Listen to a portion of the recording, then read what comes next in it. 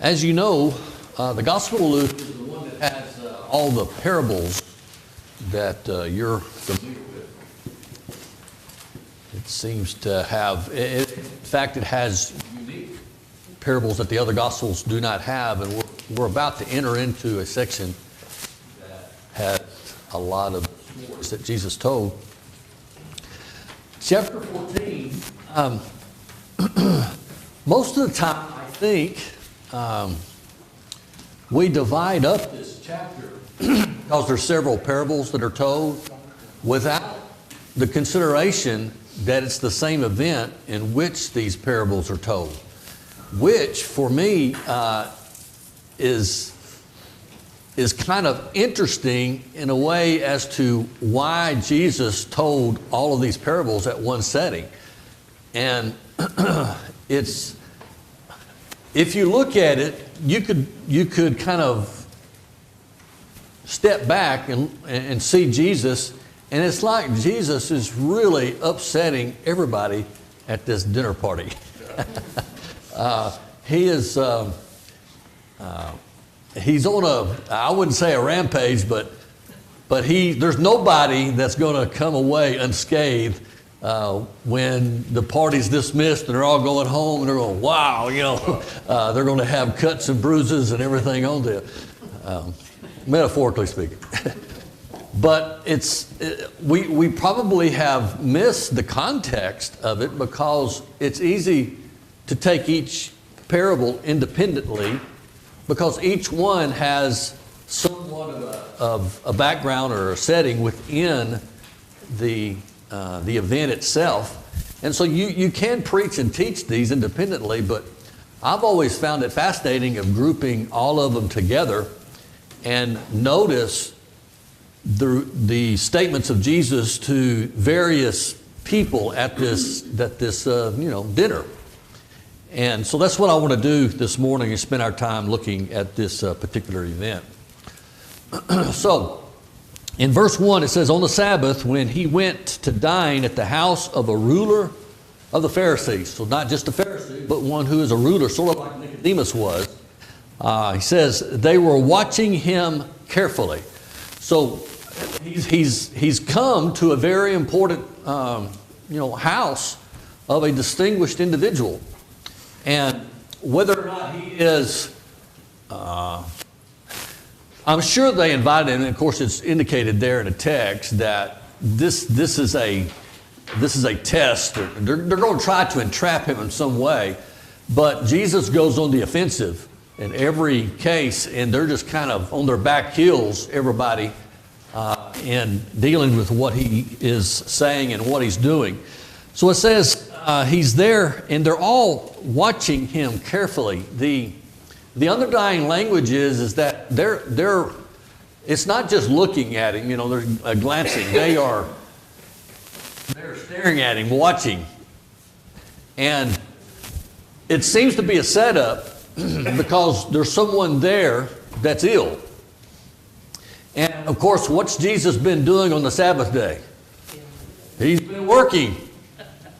Okay? He's been helping people and violating what the preconceived ideas are of the Pharisees of doing no work, but he has been involved in healing and helping people.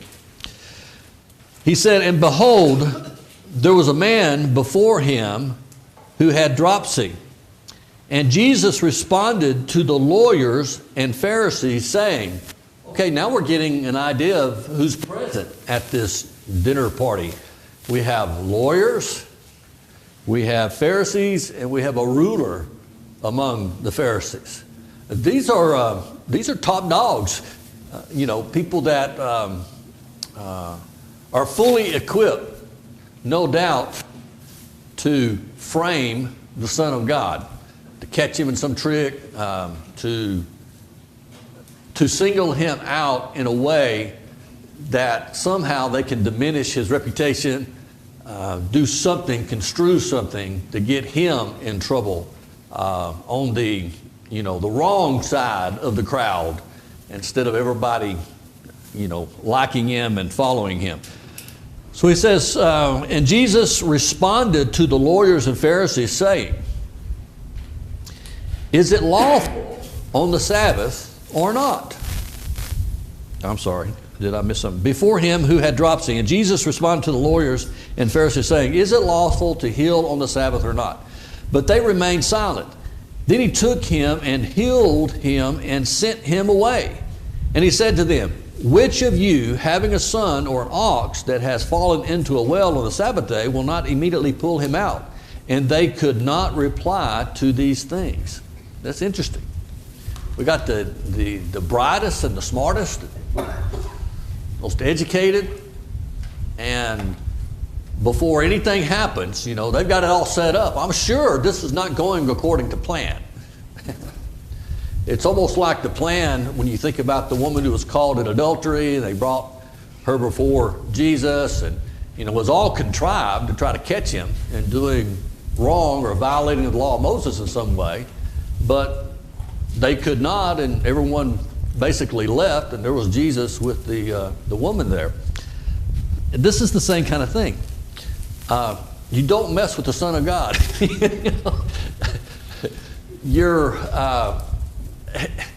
He has a remarkable way, as it's indicated in the narrative here and other places, where when he is being set up by the crowd or by individuals, the tables are always turned.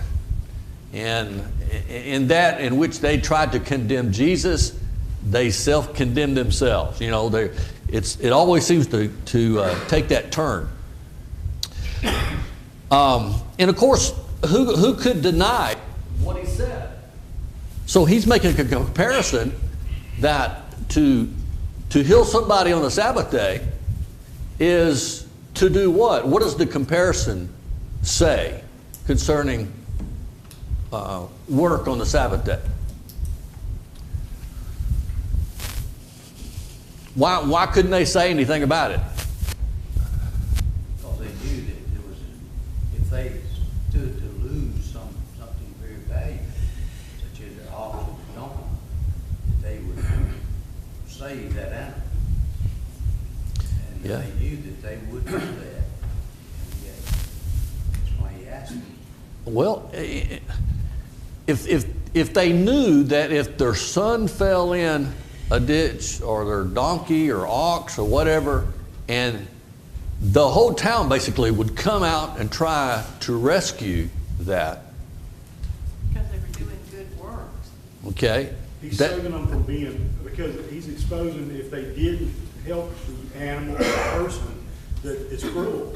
I mean, he's exposing that if you don't do this, you're basically being cruel to this, and it's cruelty that he's pointing out to them, and he's making them understand you're not that kind of people, or he knows they're not that kind of people, so he's appealing to them to say, hey, you're not cruel people, come on.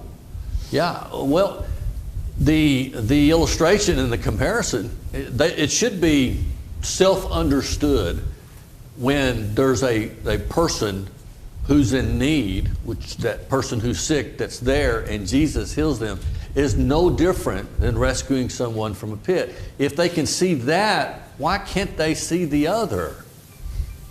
It got to me, I just thought about an Andy Griffith episode, okay? And he's talking to Opie, and he's saying, okay, there's a sign that says no swimming, but there's a kid drowning. So do I obey the sign or do I help the kid? Yeah. He's trying to show that you can't be legalistic on some of the things, these laws that you're trying to enforce. You have to do what's right. Yeah. Anybody else?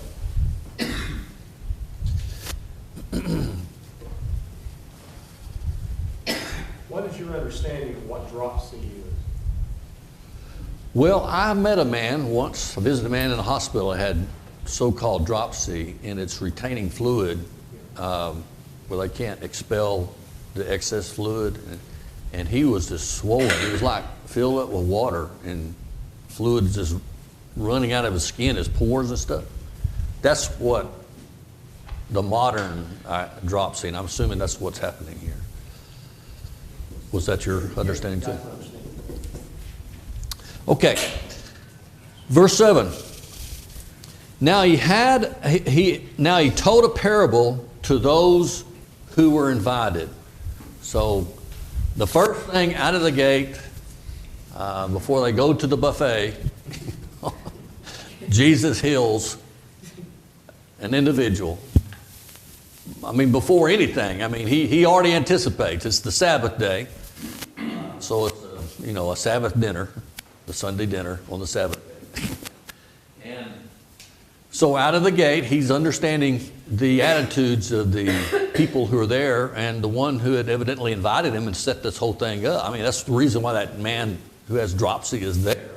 And that's another thing. How many times do you see the Pharisees, the religious leaders, using people in such a way that is not dealing with them with love or concern? They're just a pawn for their particular use. That's another thing that's problematic in regard to the attitude of these lawyers and Pharisees. So to all the guests, as they were choosing the places of honor, okay, can you imagine, okay, you have guests coming in, and there's, the way things were, particularly at a wedding, feast, and things of that nature, you had particular places where people would sit, but everyone is coming in and they're looking for the places of honor. That kind of says something about the attitude of those who were invited, seem to be like-minded of those who were hosting, or the one who is hosting the event. Because notice what the concern is for these guests. He says, when you are invited by someone to a wedding feast, do not sit down in a place of honor, lest someone more distinguished than you be invited by him. And he who invited you both will come and say to you, give your place to this person, and then you will begin with shame to take the lowest place. But when you are invited, go and sit in the lowest place, so that when your host comes, he may say to you, friend, move up higher. Then you will be honored in the presence of all who sit at the table with you. For everyone who, and this is the point, of course, everyone who exalts himself will be humbled, and he who humbles himself will be exalted. That's a good maxim for Christianity, isn't it? Seek to be humble. Don't seek to elevate yourself. Seek to be humble. Let the elevation happen if it happens. It's probably more than it is today. The society back then was all wrapped around honor and shame. There used to be a time where peer pressure did its thing, kept people in line and sort of hindered people from doing certain things, because if they went out of the norms, the peer pressure would bring shame to them. Okay. Well, we've lost a lot of that in our society. It's kind of like, everything's, there's no shame. And if there's no shame, there's no honor either. That's the downside, because one, it's both honor and shame. We've sort of flipped it. To be shameful is to be honored. To be honored is to be shameful. Everything's upside down, it seems, in many parts in our culture. But understanding this kind of helps you understand some of the background or the attitude of those who have been invited. I'm sure they're all distinguished and important people. And so as a result, they come, and being one who thinks of themselves as distinguished and important, would look for places at the table that would coincide with what they see about themselves and how perhaps they thought other people would see them. But not the case. So Jesus attacks all the guests who were looking for places of honor. I don't know how many are there at the feast, but there must have been a number of individuals who have come and were invited. But they're all, what's the point in what Jesus says? What's the, how does he shame them? I mean, he just rolls over all of them. Well, how would you take this if you were back then and you had this teacher, this rabbi, who's looking around, and then he said, okay, all you guests? Yes. I think because like there were people like in positions where they thought they were better than others, puffed up. He was letting them know they were no better than the other people there, and they were to humble themselves.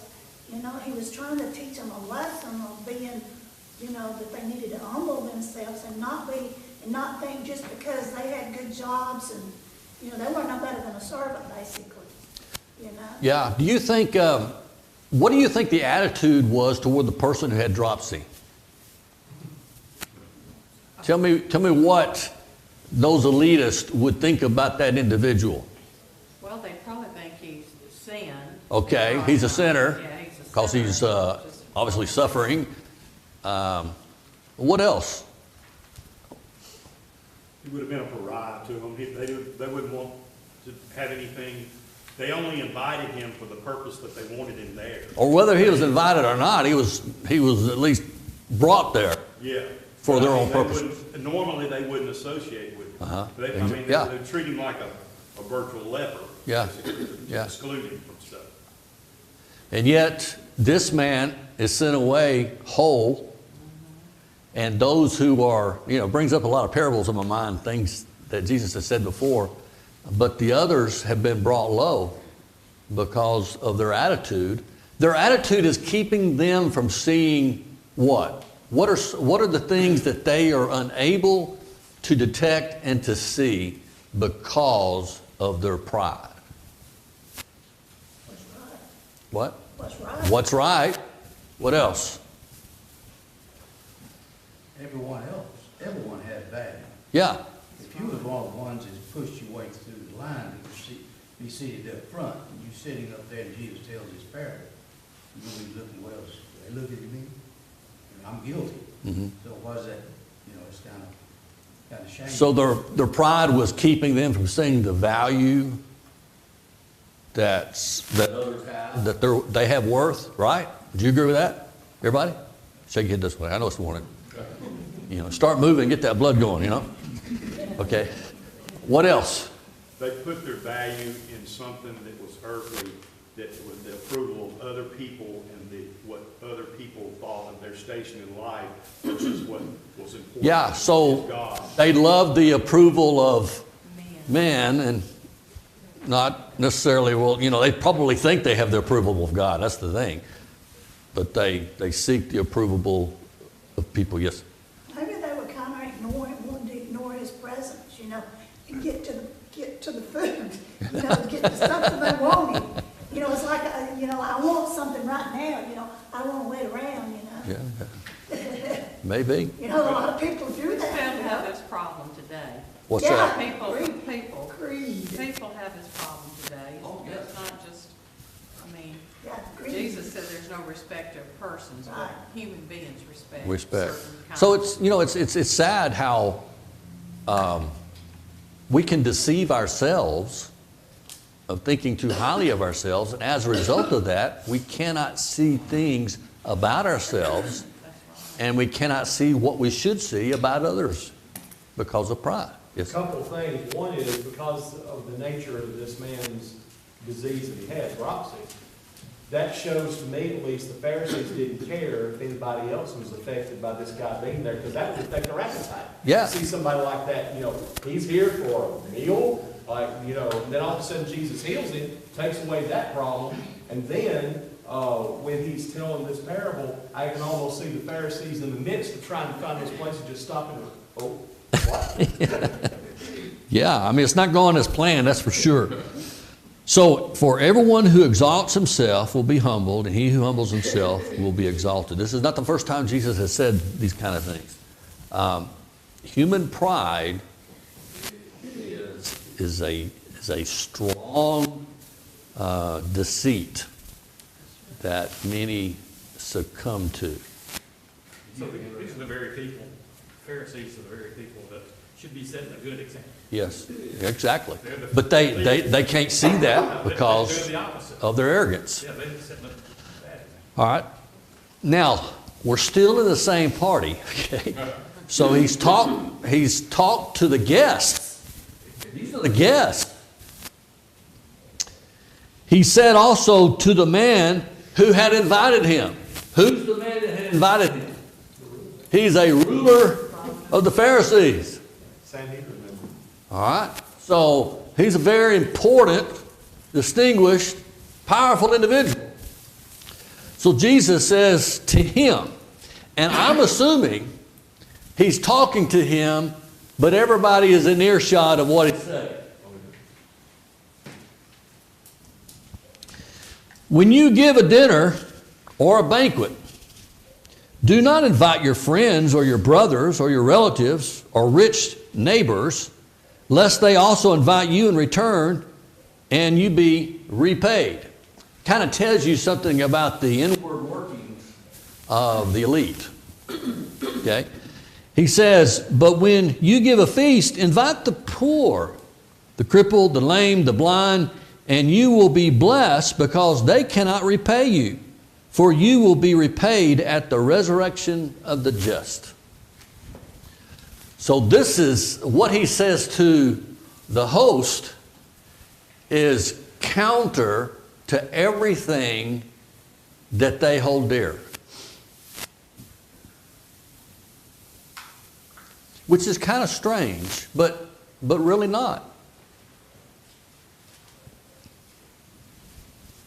Yes. Can you see the expression on that ruler's face when he told him that? You know, it's like, oh, you want me to invite them? Ooh. Well, I would think, you know, because he's yeah. so proud, you know. I'm sure he was offended that Jesus even dared to talk to him like that. Because Jesus is bringing shame to the host. You don't say that to the host. But Jesus does. And he brings attention, exposing, I think, the attitudes that most of that group would have. Remember in Luke, who are the outcasts? The lame, the crippled, the sick. All of those who are marginalized are elevated in the Gospel of Luke as being recipients, the targets of the gospel. And one of the reasons is because the nation of Israel, or, you know, the leaders, have not been demonstrating or being exemplars of God, of godliness towards people. They've turned inward. What were you going to say, Elaine? I was just, why did these so-called prominent people, important people, invite Jesus when they were against him all along? Well, I mean, why they were trying to. well, I think so. Jesus, remember, has gotten so popular, Yes. and they're afraid about their positions. And plus, Jesus is talking against them. Yeah. And you need to shut up the antagonizer, the one who is speaking against you and your group and all of that. I think it's an example of, like she's talking about today, so many places don't want you talking about Jesus, don't want you talking about God. You know, like the schools, they don't want you teaching it in the schools. They don't want it in places. And, you know, he's being excluded, like Elaine said, he's being excluded so much today, and that's basically, they're just trying, they don't really want him there, like she said, Right. they just want to catch him in something and try to make him look bad. Right. There are some principles that are being taught about what it is to follow Jesus in the statements that Jesus says. The first thing is we walk with humility, right? Okay, what's the second thing? From what he says at the end. What do people of God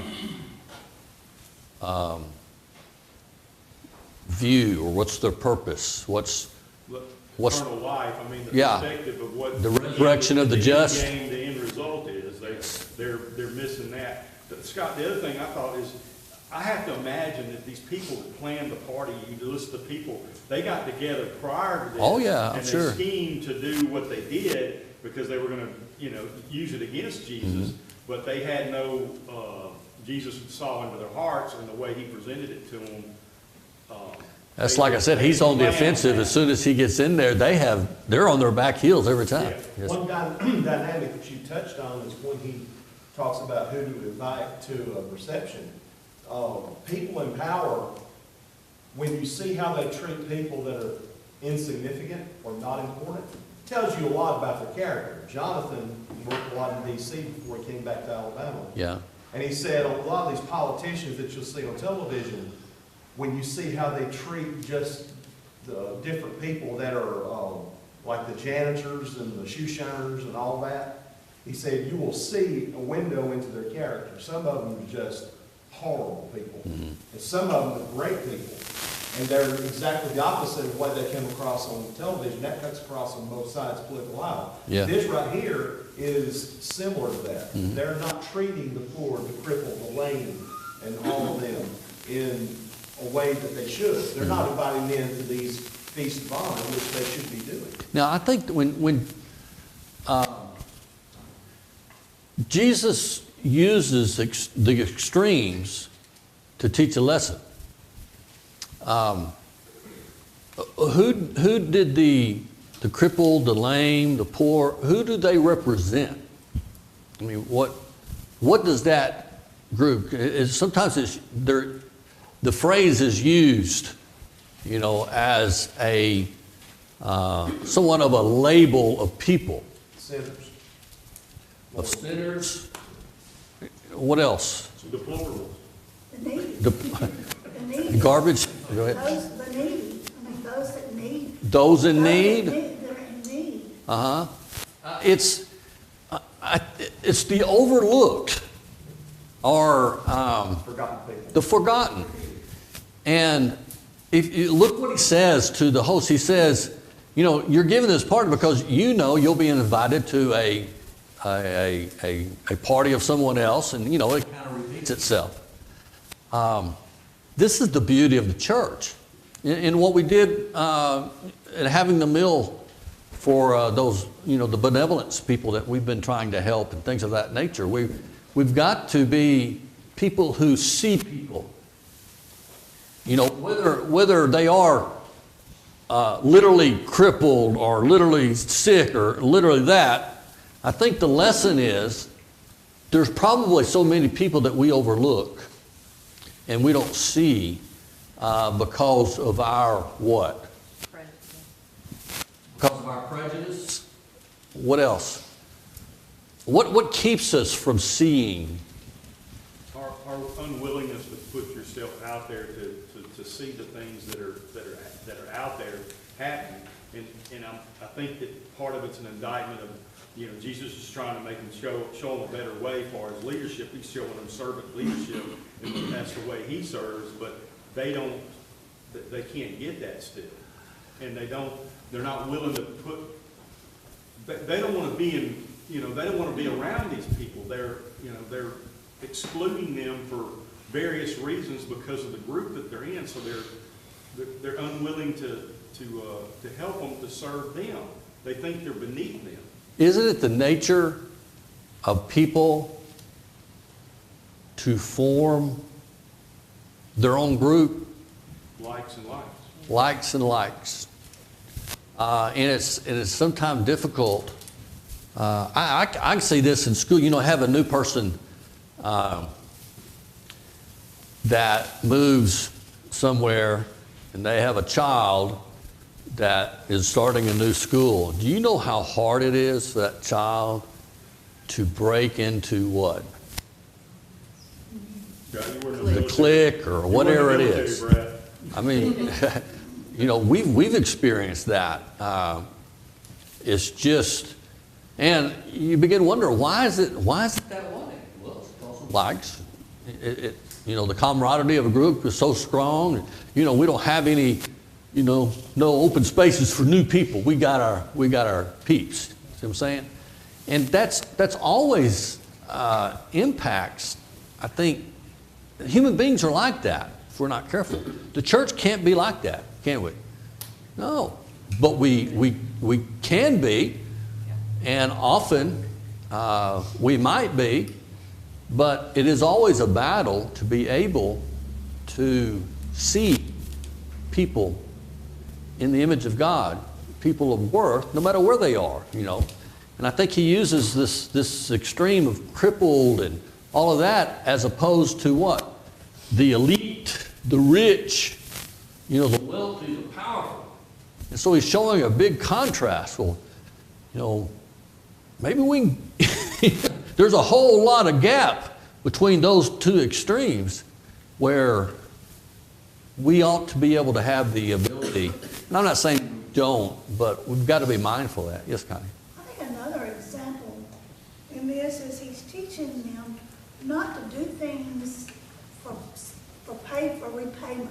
Right. We're supposed to, what we do, we're supposed to do out of the kindness and love of our heart and not for something in return. That's why he said that, you know, about, you know, let's say invite you. You know, you're not supposed to do, if you know, if you do, like if I were to say come to your house, clean your house, which I can't do, clean your house or do something for you, you know, in a Christian manner, you know, unless it's my job, I'm not supposed to take money from you for that. I'm not supposed to do it in expectation of payment. We're supposed to do what we do out of the kindness of our heart and the love of our heart and do for those that need. Yeah. Were you going to say something? Yeah, I was just going to say, put it into practicality, we have we have a lot of young people that come on Wednesday night, and most of them come from broken homes. Yeah. And we have this ministry of serving people food. I would love to see every member of this congregation to adopt somebody, either one of the kids and their families, take an interest in them, take them out to eat, invite them over to the house to eat, or one of the people we serve, and adopt just one family, and serve with the intention of bringing them to the Lord. Right. That's the whole intention of everything we do. Right. But to show them love. Right. And I mean, and do it for, you know, an extended period of time, and try to build relationships with these people, rather than them just come to church and then that's it, and we don't have any other contact with them. How much could the church could double in a year if we would just really take it serious and do what we need to be doing, which is what Jesus is telling us. We're talking about these people. This ain't what we're not talking about. We're talking about us. Right. That we don't care about them people. They're dead and gone.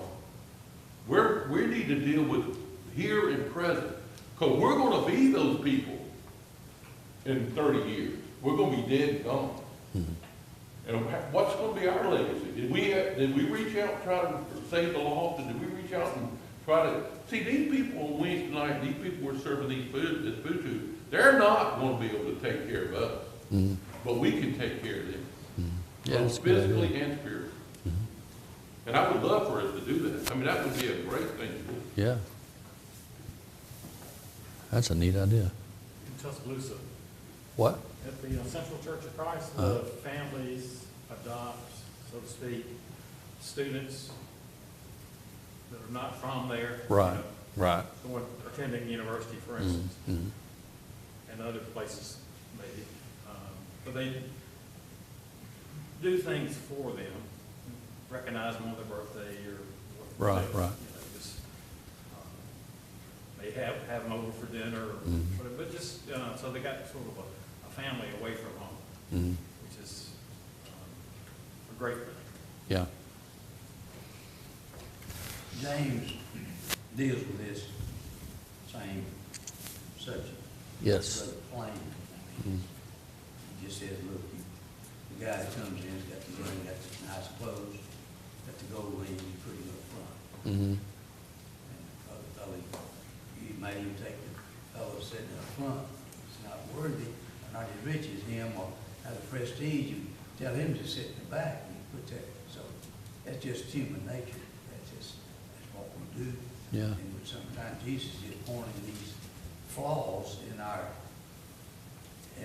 humanity, our human race out, and that's what Jesus did. So, no, this is how you should act. This is Right. the way God acts now. When you, if you'll act like me, then God will bless you. That's the whole point of this. Is that you want a blessing from God, then you have to change your mode of living. So not only is Jesus kicking all of them in the shin, he's kicking us too. Yeah, that's good points. Scott? Yes. Can I make a suggestion to Terry? Have you thought about making a list and putting it out there on the foyer?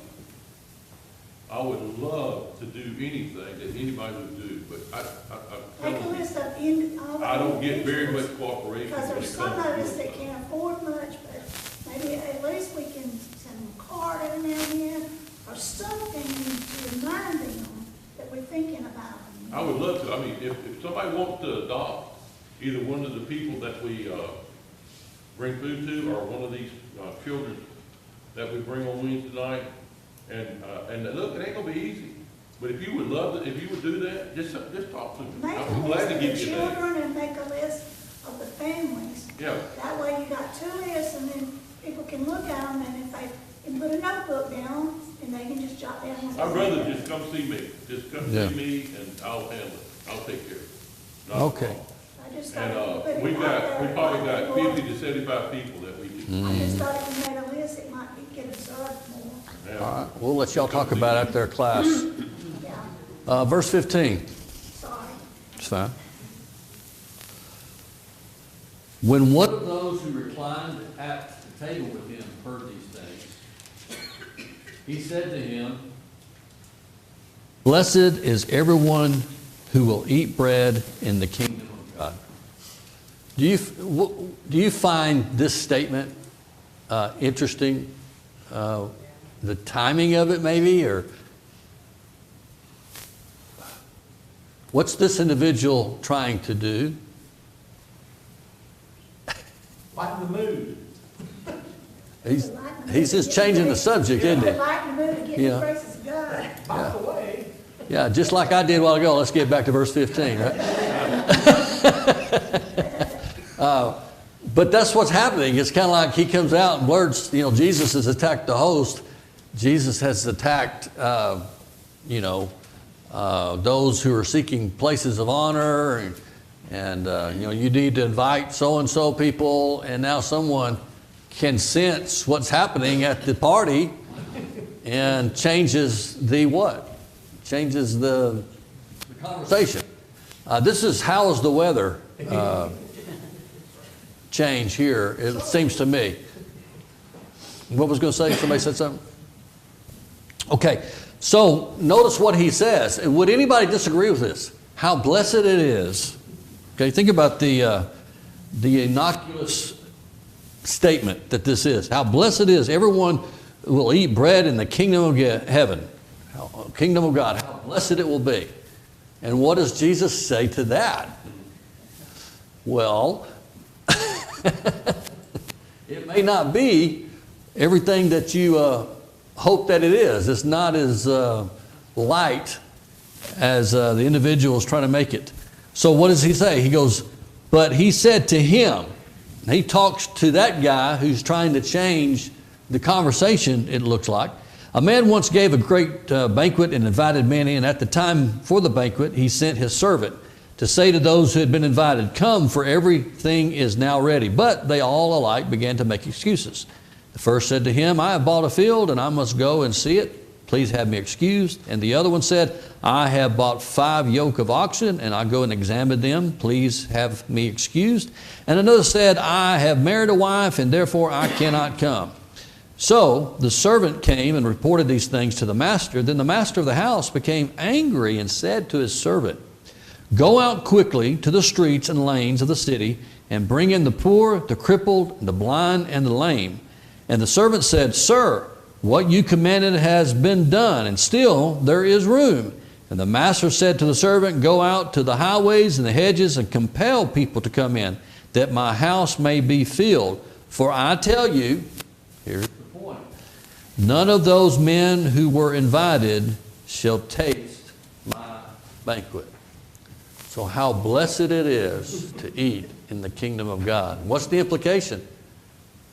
Kind of like the first be last and last Yeah. will be first. Things are quite different than you assume that they are. The man who stated this, I don't know who he is. He might have a good heart about him. I do know that he's part of the culture. And everyone would have agreed with his statement, I would think, right? Yeah, I'd be blessed to eat bread at the banquet of God's kingdom. But what's the issue? They're not willing to do what it takes. They're not willing to do what it takes. None of them. The ones who gave excuses represent who? Who do you think? Do you see a comparison or representation? Hop, go ahead. Thinking it was kind of like the ones that were invited to this feast to start with, the prominent, Yeah. important people. But a story that I heard years ago, a rancher in Texas had a big banquet prepared, told his son to go invite all their friends. Well, on the day of the banquet, these people showed up, and he goes, well, where are all our friends? He said, this is it. He said, I told them we needed help, and these are the people that came. These are our friends. And so, when I look at this, there's so much in this that you can just break apart. At first, he's talking to just the attendees. Let someone else honor you or shame you. Then he goes after the person giving it and everything. And there's so much in this, but all of this comes down to be a servant. I go back to John when he washed the disciples' feet. Mm-hmm. He became humbled. He became a servant. So that's what it is. Somebody the other day on social media says, don't look at what you read, but look at what you have sown. Yeah. So that's all of this. There's just so much tied into this parable here. Mm-hmm. You know, all the three excuses that were given were somewhat legitimate. Think of, excuses that we probably have given for certain things. You know, they all seem legitimate, but what's the problem? You made a commitment earlier and you're not living up to the commitment because he invited you and you'd accepted the invitation, and now you're declining for whatever reason. In that society, you have to understand, we might say, well, okay, yeah, we're excused and we got legitimate reasons and there's no shame in it. Very insulting. But not back then. Well, they're, as usual, with everybody, we're focusing on the things that are not important and not focusing on the things that are important. And that's exactly what the devil does. Mm-hmm. He has us think football is the most important thing in the world. If Alabama loses, the end of the world's coming. Mm-hmm. But, I mean, it's not. The important thing is what Jesus is trying to teach us, to love our neighbor, to love God with all our heart, and to seek and save the lost. That's it. Mm-hmm. Yes. So, unknowingly, I think, the person that made the comment is pointing back at the person who invited all of them. We're only inviting our little group. We're not inviting all the people to come. And recognizing we should, because blessed are those that come and have a chance to go into the kingdom. And, I have to say, I can't help but read the comparison that those who are denying coming to this, this feast that this individual is doing, not the one, that invited Jesus, but the parable, are the very ones who are sitting in judgment on Jesus and over to everybody else because they think they have valid excuses to do what they're doing. And that's been destroyed. We need to be careful, too, that we don't say that whenever we have a meal, we invite our friends and... Yeah, he's not saying that. He's dealing with an attitude. He's condemning the exclusionary attitude, saying we will never invite these people. They will never be a part of us. Why? Because they're beneath us. They're the lower class. They're beneath us. Yes. One good example is we don't always get what we want. Sometimes we have to take what we can get, and I think that we need to have a better attitude about what we do want. As a, you know, and that, so that we get what God wants and not what we want. Right. Now, I think too, though, it's not so much, it's not a veiled indication to the, because that was the Jewish leadership that he was talking to, that, hey, there's other people going to be included in this besides the Jewish people. He's getting them, he's trying to get them accustomed to the idea that this is going to be for everybody. You know. You may be the one excluded. Yeah.